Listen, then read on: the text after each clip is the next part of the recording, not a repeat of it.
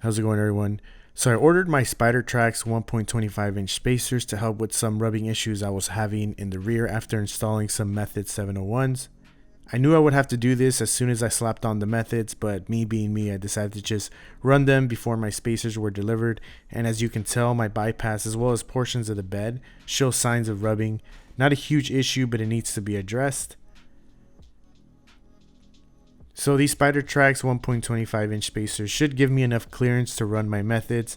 Never really liked the idea of running spacers, but haven't heard anything negative about Spidertrax, so I pulled the trigger. But who knows, I might slap some different wheels later down the road.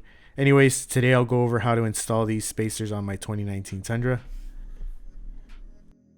I'm sure this install is similar to any other spacer install. Either way, make sure you have your specific instructions.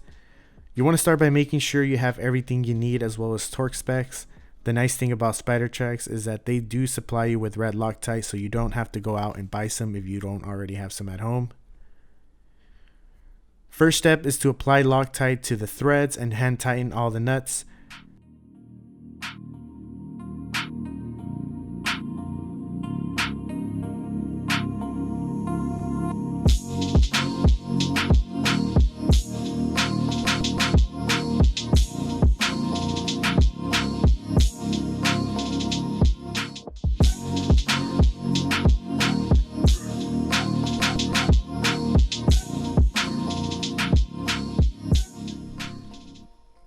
Next, you want to grab your torque wrench and follow your specific instructions. Make sure you have the correct torque specs for your spacers.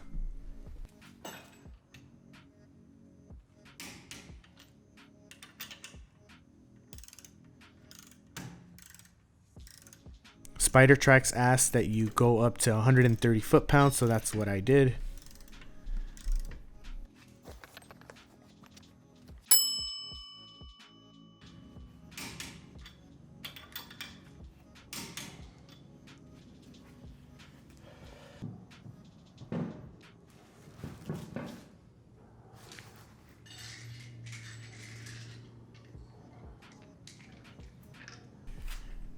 After your spacers are installed, make sure you also torque down your wheels to the correct specs. No thread locker on those in case you guys were wondering.